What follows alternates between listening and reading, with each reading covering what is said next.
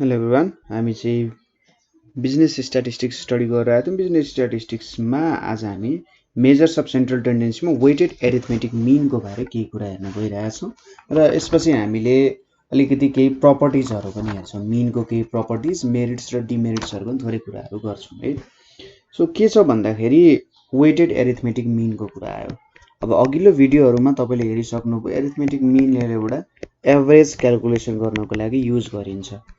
Average भनेपछि एउटा central टेन्डेन्सीको method भयो है।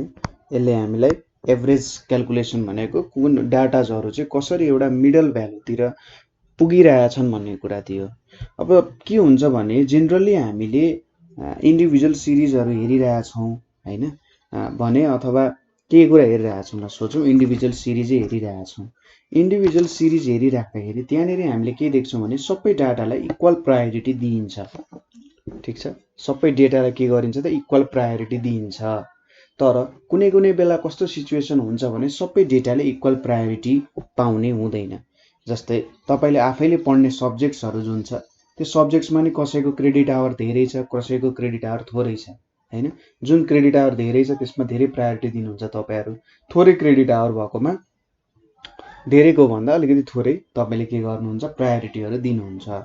अनि त्यसै गरी कमोडिटीहरू जस्तै वेट, राइस हैन, पल्सहरू चाहिँ यिनीहरूको वेट धेरै हुन्छ। वेट धेरै भन्न खोजेको इम्पोर्टेन्स धेरै हुन्छ हैन।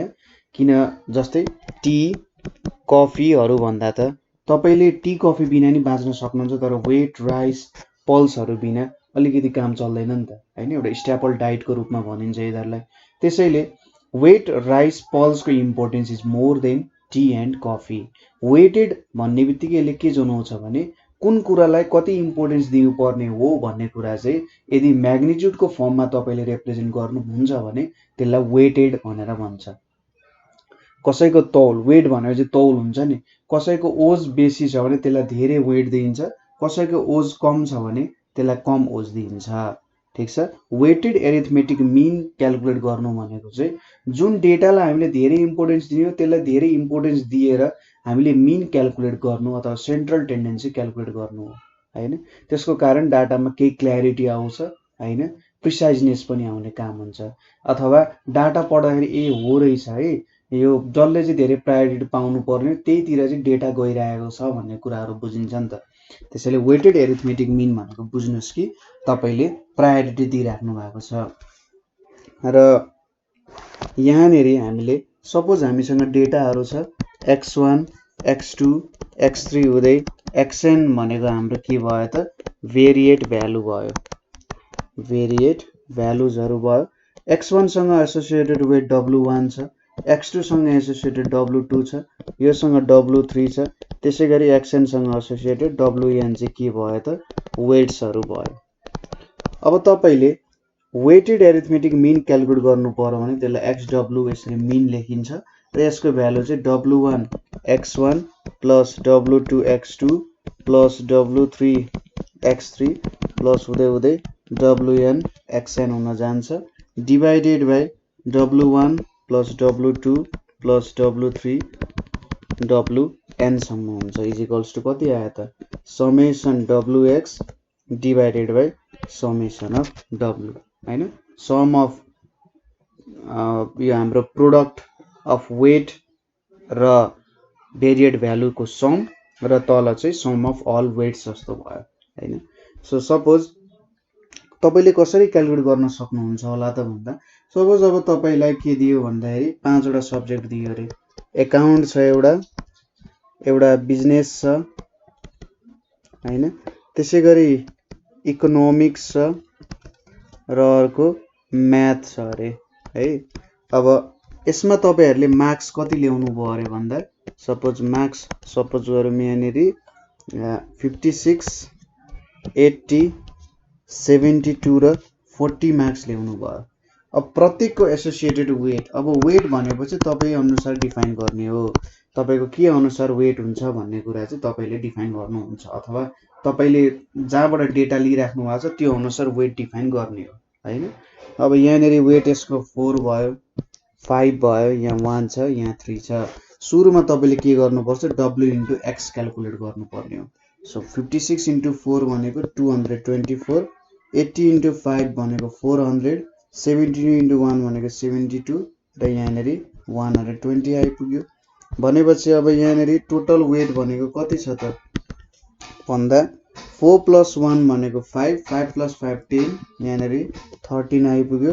र समेसन WX भनेको के छ यहाँनेरि हाम्रो भ्यालु भनेको 224 + 72, 224 + 72 भनेको 296 र 296 + 520 भनेको कति हुन्छ यहाँ 6 आयो यहाँ 1 आयो 8 आयो। सो यो भ्यालु 816 हुने भयो। अब यहाँनेरि हाम्रो वेटेड एरिथमेटिक मिन को भ्यालु के हुने भयो त 816 डिवाइडेड बाइ 13 भनेको चाहिँ 62.76 आउने भयो। ठीक छ, यसरी हामीले हेर्यौं। अब यहाँनेरि हामीले वेटेड एरिथमेटिक मिन क्यालकुलेट गरौँ। हाम्रो डेटा चाहिँ 62.76 तिर आउँदो रहेछ।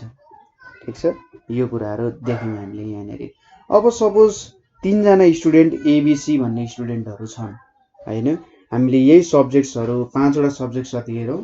5 वटा सब्जेक्ट छ, 5 वटा सब्जेक्टको आफ्नै वेट छ। 3 वटा स्टुडेन्टले अब आफ्नै सब्जेक्टमा भ्यालुजहरु के गेन गरेको छन् हैन, सबै सब्जेक्टमा हेर्यौं भने कसलाई स्कलरशिप अवार्ड गर्ने भन्ने कुरा चाहिँ हामीले वेटेडबाट हेर्न सक्छौं है। किनभने जुन सब्जेक्टको प्रायोरिटी धेरै छ त्यसमा धेरै मार्क्स ल्याएको छ, कम प्रायोरिटी भएको सब्जेक्टमा अलिकति थोरै ल्याएको छ भने त्यो कन्सिडरेसनमा आउन सक्छ नि त हैन। हो त्यस्तो कुरा सोचेर चाहिँ वेटेड एरिथमेटिक मिन। सपोज सब्जेक्ट्सहरु यहाँनेरि हाम्रो सब्जेक्ट्सहरु भनेको के छ त भन्दा एउटा छ एकाउन्टेन्सी, अर्को छ POM हैन, त्यसैगरी अर्को छ इकोनोमिक्स अनि इंग्लिश, त्यसैगरी लास्टली छ यहाँनेरि स्ट्याटिस्टिक्स भनेर छ। अब यो सब्जेक्ट प्रत्येक सब्जेक्टको वेट भनेको कति छ त भन्दा यहाँनेरि 5 3 4 1 2 भनेर छ। अब मार्क्स कति गेन गरे भन्दा स्टुडेन्ट A B C भनेर लेखे। स्टुडेन्ट A ले यहाँनेरि 80 गेन गर्यो, यसमा 80, दुईटै सबैले 80 80 गेन गरेछन्। POM भन्ने सब्जेक्टमा 70 60 78 60 55 52 60 60 र 50, त्यसैगरी 70 56 र 60 छ। अब कसलाई स्कलरशिप दिने भनेर यहाँनेरि यसो गणना हुनु पर्यो भने हामीले के गर्नु पर्यो, सुरुमा यहाँनेरि W × XA, W × XB र W × XC गर्नु पर्यो। यो भनेको XA भयो, XB भयो, XC भयो। एउटै टाइपको सब्जेक्ट्समा कम्पेयर गरिरहेछौं त्यसैले वेट त एउटै हुने हो। सो यहाँनेरि 400 आयो, यसमा पनि 400 आयो, यसमा पनि 400 आयो, किनभने 5 × 80 5 × 80 5 × 80। अब 3 × 70 भनेको 210 आयो, 3 × 60 भनेको 180 आयो र 3 × 78 भनेको 234 आइपुग्यो यहाँनेरि। 4 × 60 भनेको 240, 4 × 55 भनेको 220 र 4 × 52 भनेको 208 आउँछ। 1 छ यहाँनेरि 60 आयो, 60 आयो, यहाँनेरि 50 आयो। 2 छ भने चाहिँ यो भनेको 140 हुने भयो, यहाँनेरि 112 हुने भयो र यहाँनेरि 120 हुने भयो। अब टोटल वेट भनेको कति भयो त भन्दा 538 84 12, 12 + 3 भनेको 15 हुने भयो टोटल वेट। त्यसैगरी WXA भनेको कति आउने भयो त, WXA भनेको 1050 आउँछ। WXB भनेको कति आउँछ त यहाँनेरि 970 आउँछ र समेसन WXC भनेको 1012 आउन जान्छ। ठीक छ, यसरी हामीले वेट्सहरु भेट्यौं। अब simply weighted mean of A calculate गरौँ हामीले। वेटेड मिन अफ A भनेको W × XA divided by W गर्यो भने यहाँनेरि 1050 डिवाइडेड बाइ 15 भने कति आउँछ 70 आउँछ। त्यसैगरी XW यहाँनेरि B क्याल्कुलेट गर्यौं भने यो भनेको WXB divided by summation W भने चाहिँ कति आउँछ 970 डिवाइडेड बाइ 15 भनेको यहाँनेरि 64.67 आउँछ। त्यसै गरी XWC भनेको कति आउँछ त यहाँनेरि 1012 डिभाइडेड बाइ कति आउने भयो त यहाँ 1012 डिभाइडेड बाइ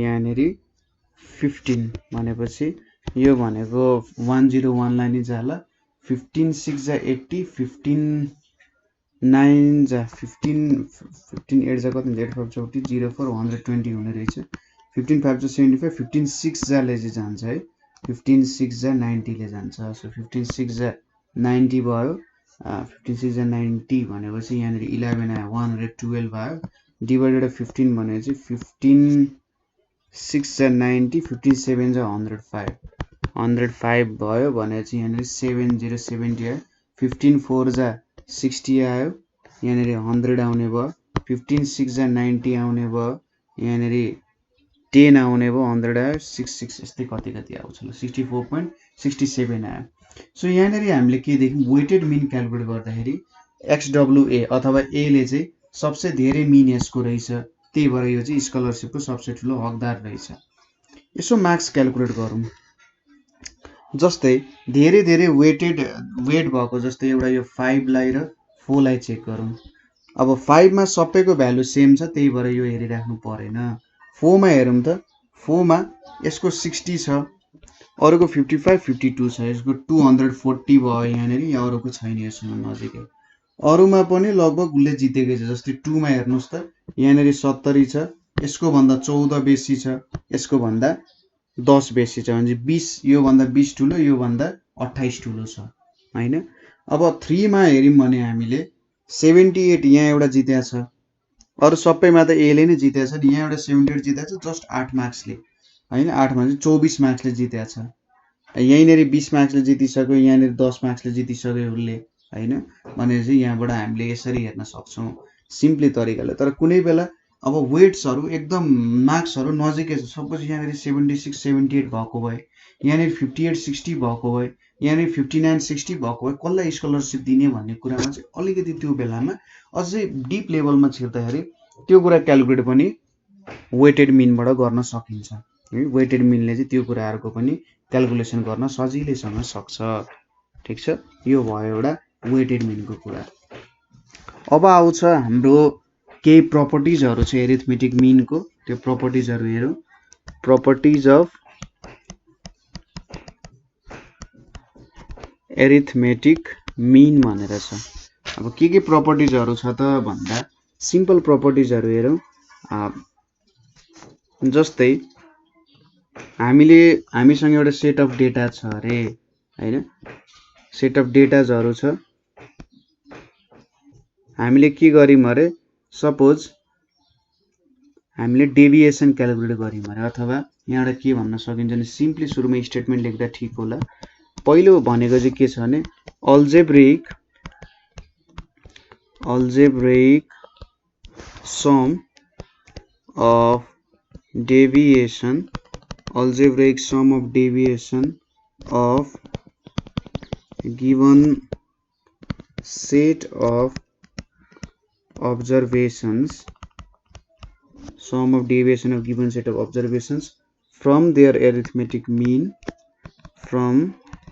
मैले arithmetic mean लाई am भनेर लेखे is always के हुन्छ त 0 हुन्छ ठीक छ यसले के भन्न खोज्यो summation x minus x को mean is equals to 0 हुन्छ त्यसैगरी f x minus x को mean is equals to 0 हुन जान्छ यो काम गर्यो भने 0 हुन्छ जस्तै मैले डेटाहरु लिए अरे मसँग 1 2 3 4 मैले चारवटा डेटा लिए सिम्पल तरिकाले हेरौं अब यसको मिन भनेको के हुन्छ त 1 + 2 + 3 + 4 भनेको 10 डिवाइडेड बाइ 4 भनेको कति आउँछ 4 2 जा 8 4 5 जा 20 अब यसको डेभिएसन क्याल्कुलेट गरौँ x माइनस मैले 2.5 गर्नु पर्यो सो 1 गरे भने के भ्यालुजहरु आउँछ त भन्दा 1 minus 2.5 भनेको minus 1.5 आउँछ 2 गर्यो भने minus 0.5 आउँछ 3 गर्यो भने 0.5 आउँछ र 4 गर्यो भने 1.5 आउन जान्छ ठीक छ, यही डेटाहरु आयो। अब यो सबैलाई सम गर्यो भने के हुन्छ, यो त यो गरे -1.5 -0.5 भनेपछि -2.5 -2.5 सरी यो भनेको -2 आइपुग्यो, -2 -0.5 भनेको -1.5 र -1.5 + 1.5 भनेको 0 आउँछ। त्यसैले यदि हामीले डेभिएसन भेट्यौं, मिन अनुसार हामीले डेभिएसन भेट्यौं र तिनीहरुलाई जोड्यौं मात्रै भने तिनीहरुको भ्यालु अथवा सम भनेको के हुन जान्छ, 0 हुन जान्छ। ठीक छ, यो एउटा प्रपर्टी भयो। त्यसैगरी दोस्रो प्रपर्टी भनेको के छ भने सम अफ स्क्वायर्स, ठीक छ, sum of squares of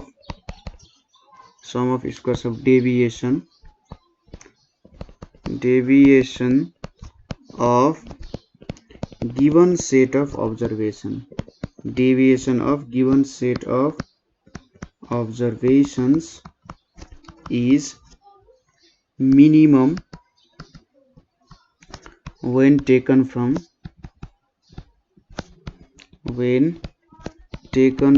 arithmetic mean। ठीक छ, हामीले sum of squares of given set of अब्जर्भेसन्सहरु हेर्यौं भने र त्यसको डेभिएसनहरु हेर्यौं, डेभिएसन फ्रम मिन हेर्यौं अगाडिको जस्तै, जस्ट अब हामीले के गर्यौं, यिनीहरुलाई जोड्नु भन्दा अगाडि यसरी स्क्वायर गर्दियौं अरे। ठीक छ, जोड्नु भन्दा अगाडि यसरी स्क्वायर गर्यौं भने यो सम चाहिँ सबसे मिनिमम हुँदो रहेछ भनेर भनिरहेछ।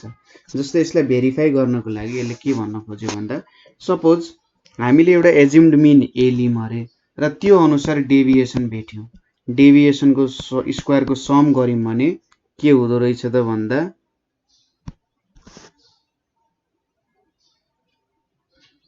यहाँनेरि हाम्रो भ्यालुजहरु चाहिँ के आउने रहेछ, यो चाहिँ ग्रेटर देन के हुने रहेछ, x माइनस x को बारको स्क्वायर त भन्न खोज्या हो यसले, हैन, यति हुन्छ भनेर भन्न खोज्या हो। यसलाई अब यतिकै प्रुभ गर्न सकिन्छ कि भन्ने कुराहरु हेरौं है। सपोज एज्युम्ड मिन सपोज गर्नु र यसको कुराहरु आउँछ। अब हाम्रो फर्मुला के छ, मिन भनेको a plus summation fd by n भनेर छ, हैन। मिन इज इक्वल्स टु, अब यहाँनेरि एज्युम्ड मिन छ, यहाँनेरि हाम्रो भ्यालु सपोज सिम्पल डेटाको लागि सपोज गरौँ, यहाँनेरि d मात्रै लेखौँ, हैन। d भनेको के आउँछ त summation x minus a by n भनेर आउँछ है। अब यहाँनेरि n x बार भनेर आयो रे, अनि त्यसैगरी यहाँनेरि is equals to n a plus summation x minus a भनेर छ। अब यो भनेको त सबै भ्यालुजहरुको सम आउँछ, हैन। यो भनेको त के हुन्छ, समेसन अथवा समेसन x भयो भनेको यता minus n a is equals to summation x minus a छ, हैन। यति भ्यालुजहरु आउने रहेछ, यो भयो। यहाँनेरि अब ठीक छ, यो मेथडले भन्दा पनि हामीले अब यो मेथडले अलिकति गाह्रो हुने रहेछ। हामीले के मेथड नै एप्लाई गरौँ भने तपाईहरुले चाहिँ जे होस् एउटा कुनै डेटा लिन सक्नुहुन्छ, डेटा लिएर चेक गरौँ। 1 2 3 4 5 भनेर लिनु, x माइनस मिन को भ्यालु। अब यहाँनेरि मिन भनेको कति आउँछ, 3 आउँछ, हैन। यहाँ ठ्याक्कै तपाईले मिन क्याल्कुलेट गर्नु भने 3 आउँछ। सो 1 माइनस 3 भनेको 2 माइनस 2, 2 माइनस 3 भनेको माइनस 1, 3 माइनस 3 0, यहाँनेरि 1, यहाँनेरि 2 आउँछ। त्यसैगरी x माइनस x मिन को स्क्वायर भनेको यहाँनेरि 4 1 0 1 4 भनेर आउँछ। यसको सम भनेको 10 भयो। सपोज मैले एज्युम्ड मिन 3 भनेर लिए, हैन। एज्युम्ड मिन को भ्यालु मैले 3 नै लिए भने त काम भएन। सपोज मैले 2 लिए अरे, ल 2 लिए भने 1 माइनस 3 1 माइनस 3 सरी 1 माइनस 2 भनेको माइनस 1, 2 माइनस 2 भनेको 0, 3 माइनस 2 भनेको 1, 4 माइनस 2 भनेको 3 र 5 माइनस 2 भनेको पनि 3 आउँछ। यो भनेको 2 आयो यहाँनेरि। सो यसको सम भनेको कति आउँछ त, यहाँ हेरौँ त। सम भनेको यसरी गरौँ न, x माइनस a को होल स्क्वायर गरेर 1014 भनेर आयो। 9 4 13 15 आयो यहाँनेरि। यसरी 15 आयो भनेपछि यहाँबाट हेर्नु त के देखियो त, समेसन x माइनस a को स्क्वायर चाहिँ के छ greater than summation x minus x बार को स्क्वायर छ हैन। त्यसैले यहाँबाट के देखियो त जहिले पनि हाम्रो यदि हामीले मिन डेभिएसन निकाल्यौं र मिन डेभिएसन को स्क्वायर गरेर त्यसलाई सम गर्यौं भने त्यो चाहिँ सबसे मिनिमम के आउँदो रहेछ त डेभिएसन दिदो रहेछ यसले। ठीक छ, यसले सबसे मिनिमम डेभिएसन दिदो रहेछ। यसरी हामीले थाहा पाउन सक्छौं। अर्को कुरा आउँछ कम्बाइन्ड सिरिजको। कम्बाइन्ड सिरिजको कुरा आउँछ। कम्बाइन्ड सिरिजको कुरा आयो भने सपोज हामीसँग दुईटा डेटा छ जसको साइज n1 र n2 छ। सपोज यसको मिन भनेको x1 बार छ, यसको मिन भनेको x2 बार छ। अब यो दुईटा डेटालाई हामीले मिक्स गर्यौं। ठीक छ, दुईटा डेटालाई मिक्स गर्यौं र यहाँबाट हामीले नयाँ मिन निकाल्यौं x12 भने यो नयाँ मिनको भ्यालु भनेको चाहिँ कति हुन्छ n1 x1 bar plus n2 x2 bar divided by n1 plus n2 ले चाहिँ हाम्रो नयाँ मिनको भ्यालु दिन सक्छ। यदि तीनवटा डेटा छ भने सपोज तीनवटा 1 2 3 भनेर छ भने तपाईले जस्ट के गर्ने n1 x1 bar plus n2 x2 bar plus n3 x3 bar divided by n1 plus n2 plus n3 निकाल्न सक्नुहुन्छ। यसरी है, यसरी काम गर्न सक्नुहुन्छ। सिम्पल कुरा छ। तपाईलाई धेरैवटा डेटाजहरु दिएको छ भने तपाईले यो तरिकाले काम गर्न सक्नुहुन्छ। अब केही मेरिट्स र डिमेरिट्स हेरौँ यसको। एरिथमेटिक मीन को मेरिट्स भनेको यो रिजिडली डिफाइन्ड छ। के छ त यो रिजिडली डिफाइन्ड छ। त्यसैगरी यो easy to calculate and understand, easy to calculate and understand. त्यसैगरी थर्डमा बेस्ड अन अल अब्जर्भेसन्स, यो सबै अब्जर्भेसन्सहरुमा बेस्ड छ। त्यसैगरी suitable for further mathematical treatment. ठीक छ, suitable for further mathematical treatment, यसलाई चाहिँ अरु म्याथमेटिकल ट्रिटमेन्टहरु गर्न सकिन्छ। अब हामीले रिजिडली डिफाइन्ड को कुराहरु सायद अगाडि पनि प्रपर्टिजहरुमा पनि हेरेका थियौं होला। सेन्ट्रल टेन्डेन्सीको केही एउटा प्रपर्टिजहरु हुन्छ। रिजिडली डिफाइन हुनुपर्छ भनेको चाहिँ यो चाहिँ क्लियर हुनुपर्छ भनेर भन्न खोजे हो। यसमा केही पनि कन्फ्युजन हुनु हुँदैन। हो त्यस्तो कुरा चाहिँ एरिथमेटिक मीनले दिन्छ भनेर भन्न खोजेको। ठीक छ, र यसमा सिस्टमेटिक एरेन्जमेन्ट पनि गरिराख्नु पर्दैन है। अब यसको डिमेरिट्सहरु भनेको के छ भन्दा it is highly affected by extreme values. It is highly affected by extreme values. ठीक छ, highly affected by extreme values. Suppose हाम्रो भ्यालुजहरु 1 100 र 1000 छ भने यसको मिन भनेको कति हुन्छ 100 1101/3 हुन्छ। यो भ्यालु भनेको कति आउँछ 3 3 जा 9 3 3 जा 9 3 3 जा 9.67 यस्तै कति आउँछ 300 सरी 3 3 जा 9 3 3 जा 9 यो गर्दाखेरि 3 3 जा 9 भनेपछि सरी यहाँ मिस्टेक भएछ 3 3 जा 9 अनि 2 आउँछ 3 6 जा 18 अनि त्यसपछि 3 6 जा 18 यति चाहिँ आउने होला सायद ल। यति भ्यालुजहरु चाहिँ यहाँनेर आउँछ होला। अब यहाँनेर सपोज मैले के गरे त भन्दा 1 लाई एक्सक्लुड गर्थे। 1 त धेरै ठुलो नम्बर त होइन। यदि मैले 1 लाई एक्सक्लुड गरे भने यसको मिन भनेको 100 प्लस 1000 डिवाइडेड बाइ 2 भनेको कति आउँछ 1100 डिवाइडेड बाइ 2 भनेको 2 5 जा 10 2 5 जा 10